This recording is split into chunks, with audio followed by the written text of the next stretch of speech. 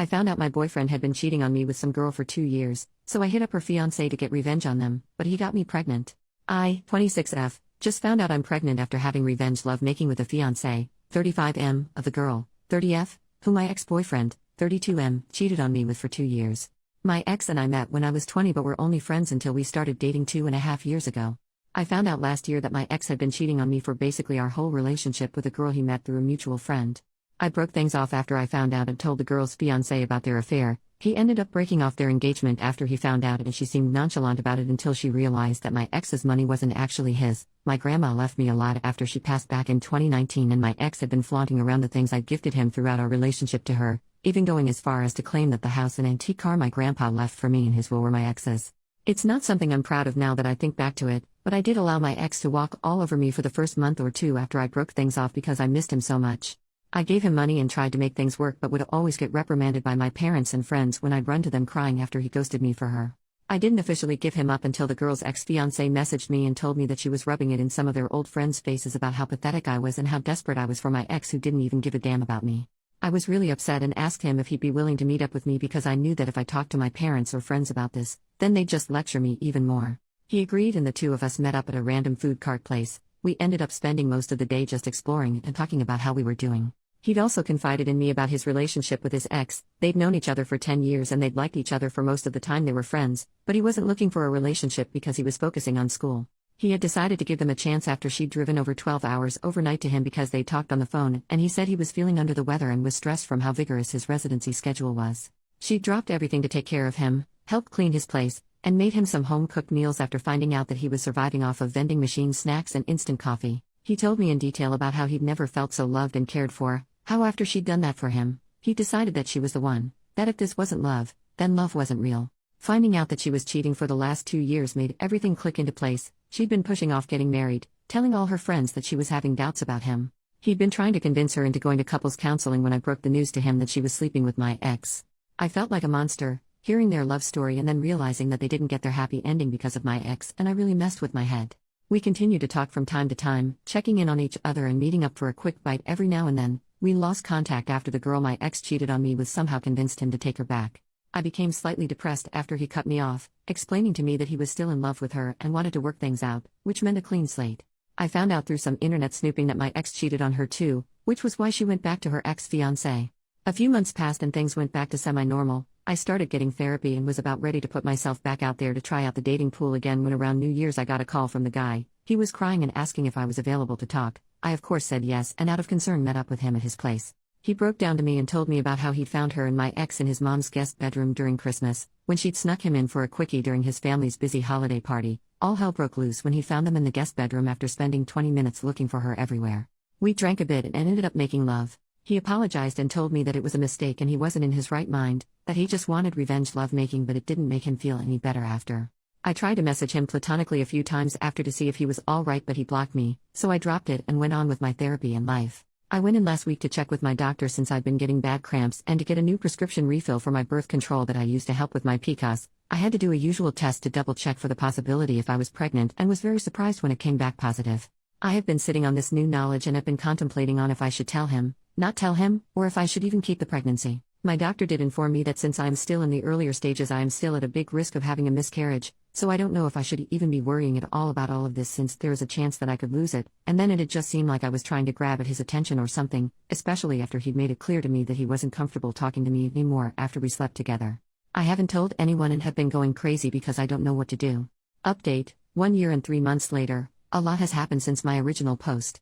I know a lot of people were against this, but I went through with the pregnancy and I am forever thankful for my beautiful baby. I had originally planned to get an abortion, but I found myself unable to go through with the appointment. I am pro-choice and always will be. Just because I chose to keep my baby doesn't mean another woman should be forced to keep a pregnancy they do not wish to continue. Everyone has a right to their own bodies. My parents were very upset with me and my whole family disowned me. I listened to what some of you said about letting the father know. We'll be referring to him as Dave. After many failed attempts to reach out to him I decided to go in person. Dave was not happy when I showed up at his place but when I told him why, he agreed to talk with me.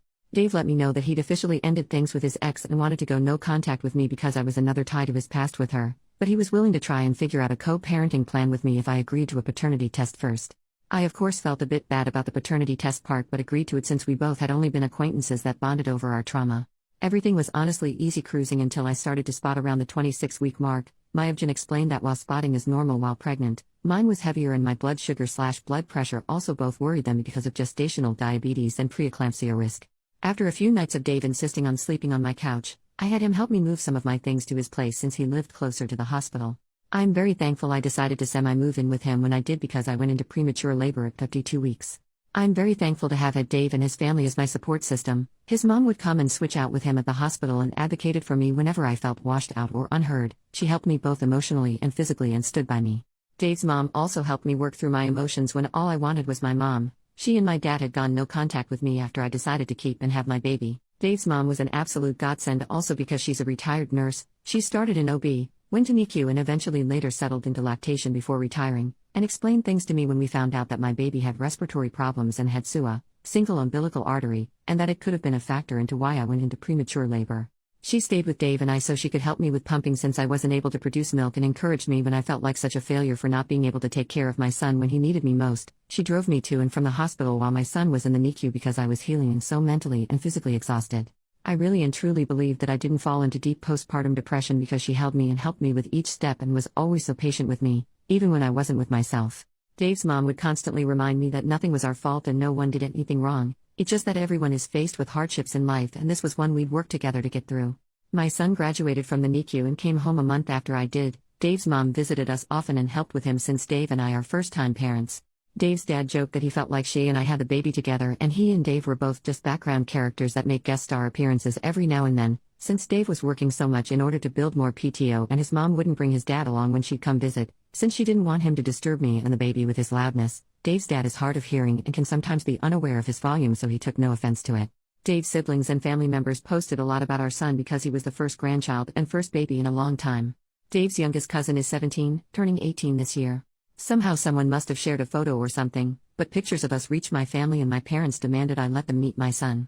Dave was supportive of whatever I chose to do and said he'd agree to them meeting him if that's what I wanted. After thinking about it for a few days I decided that I wanted to talk to my parents before I let them meet my son. When we met up to talk, my parents were offended that I didn't bring my son with us and left him with Dave's parents. They said some really hurtful things and then my dad started to question on when Dave was going to ask him for permission for us to get married since we didn't already have a shotgun wedding while I was pregnant.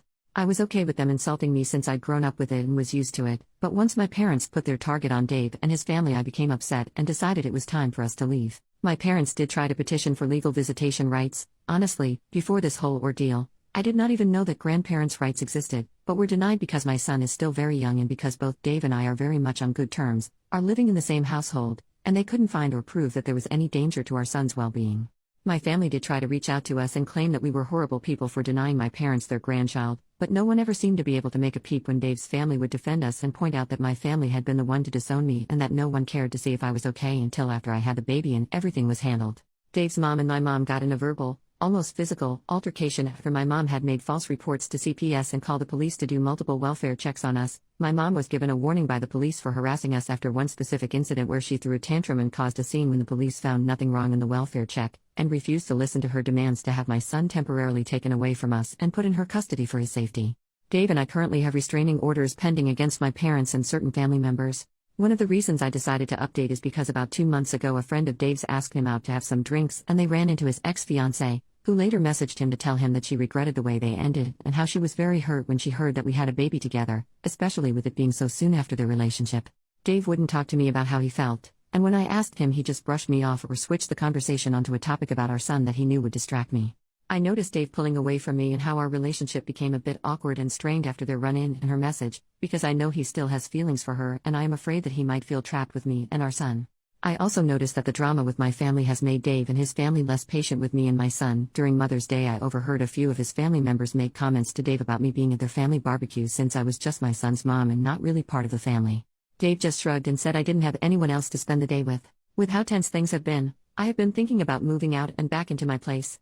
I stayed with Dave at his place after I gave birth, but now that our son is slightly older and I am healed, I want to give Dave back some space so that he can start dating again if he wants to and to give him back some more bachelor time when I have our son. I want to find a way to approach me moving out and us making a co-parenting plan without making things more awkward or possibly ruining the relationship I have with Dave and his parents. I don't want them to feel like I'm not grateful or anything, but I do want to go back to work and get my life back on track so that I can provide my portion of needs for my son and not want to depend on his family for more than appropriate. OP makes a new post, 4 days later. Maybe I'm overthinking things. I've been trying my best to not check my phone or Reddit since I'm honestly a little overwhelmed right now. I will let you all know that I did talk to Dave and he was against me moving out. He also wasn't willing to talk about the situation with how he's been acting after running into his ex, and said I was bringing up something that didn't matter since we were talking about me wanting to move out. I haven't said anything about what I heard during Mother's Day, and I don't think I'm going to mention it since I feel really bad that it was meant to be a private conversation, so I don't think anyone meant anything bad. During our conversation, Dave let me know that maybe I'm just overthinking or overreacting and that I shouldn't make big decisions like moving out. He also talked about how because our son is a preemie, he'd prefer if one of us was a stay-at-home parent until he turned 2 or 3 years old so he could catch up with his peers, and then once he started pre-K, then we could go back to work again. But I feel like he's been trying to avoid me since the conversation, but I could also be overthinking like he said. But after reading some comments, I do feel like I'm valid in the way I feel, but I am also not sure anymore. I want to do what's best for my son. I know people already think I'm so dumb and that I shouldn't have had him, but I am trying to be better for my son. I feel like he's my only family left and I really want to try to do what's best for him. Second update, 9 months after last update and 2 years after original post. I don't think anyone really cares for this update, but I'm going to put it here for anyone who may want to know. After the last time I posted, things were a bit awkward and tense between Dave and I for a few weeks until Father's Day. I honestly didn't feel comfortable going to his aunt's house for their family gathering because of the conversation I'd overheard during Mother's Day, but I went because it was Dave's first Father's Day after we'd had our son the previous year. I initially didn't want to bring up the topic because it was supposed to be a good day, but Dave was actually the one who brought up the topic after we'd returned from his aunt's house. Dave confessed about the Mother's Day conversation with his cousins and said they grilled him during Father's Day as well because he brought me with him to their aunt's house. Dave apologized for making me worry and for not standing up for me when his family said things about me behind my back, but told me that he honestly didn't want me to move out and for us to split our son's custody, especially because it was comforting to know that he was going to be coming home to the both of us after spending a long day at work. I told him I didn't want to ruin the day and we could talk about things the next day, but Dave was adamant on us clearing the air because he was tired of how uncomfortable things were between us. Ironically, Dave told me he was afraid of me feeling trapped with him, especially after seeing how traumatizing it was for me to go into premature labor, deal with our son in the NICU/being separated from him, and me healing postpartum. Dave also said he felt worse about everything after seeing how my family treated me and then how some members of his own family held it against me. He told me that although he himself didn't mean to do this in any way, he felt like I was trapped and isolated with only him for me to depend on. He made sure to make it crystal clear that while he would want for us to try and work towards a relationship to see where things go, he also doesn't want me to feel pressured or that I have to stay with him if I am not happy or don't want to. He agreed that he would rather us be on good terms for our son's sake, and if that means us having a friendship-like relationship with mutual respect for one another, then he is okay with it as well. We talked for a while about everything and cleared the air of any questions. Dave let me know that he genuinely didn't feel anything for his ex-fiancée and that the reason for him becoming distant had nothing to do with me, and was because he'd had a life crisis when he thought about how different his life was compared to how he'd wanted and thought it would be like. Dave and I came to an understanding that my son and I would continue to stay with Dave and I would get a part-time job to slowly ease my way back into working. Things were rocky and a little odd to navigate at first, but Dave's parents helped us a lot with our son when I started job hunting and got a part-time position working at a local bank branch nearby Dave's place. Dave and I slowly started to explore our relationship to see where things would go between us. It was weird for the both of us because of how we met and started out, but within 3 to 4 months things got much better. I moved my things from our son's room into Dave's. Our son had a hard time initially when Dave and I began to show more affection, hugging and quick innocent kisses, with one another because he had a bit of jealousy at how close we were since he was used to us only showering our affections onto him and not each other, but he's gotten used to it now. Dave's family has said in a playful joking manner that we should give our son a sibling to play and grow up with since no one else from Dave's family has kids, but I try to avoid the conversation of when we'll have more kids. I took some of your advice and I joined Mommy and Me groups so my son does have some playmates his age, but I do sometimes find myself feeling guilty for how lonely he may be when it's just him and us at home.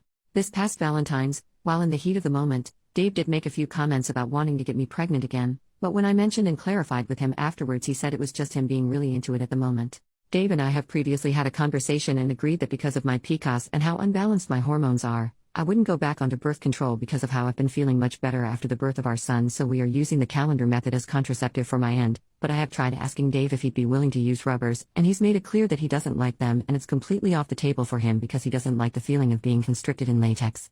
I know he's clean and so am I, but we've had 2 previous pregnancy scares. There are times when Dave forgets to pull out, but he's assured me that if we get pregnant again then it wouldn't change anything except that we'd have another baby and I might have to quit my job and stay home again, but I know I'm not ready for that yet. Our son is only just turning 2 later this year and it's already so hard juggling just one child with our schedules and jobs. I don't know how we'd manage with 2 kids. Dave and I are in a wonderful place right now in our life and relationships, so I don't want to keep bringing up contraceptives or anything because I don't want to ruin the peace. I've been contemplating possibly going back onto the pill or looking into other options I could use, but I'm scared to put my body through a whirlwind of hormones and put a toll on my mental health again. If anyone has any suggestions, please let me know. Thank you all so much for your support and kind words. My life has truly changed for the better, and I am forever grateful and thankful to every one of you for your words of advice and wisdom.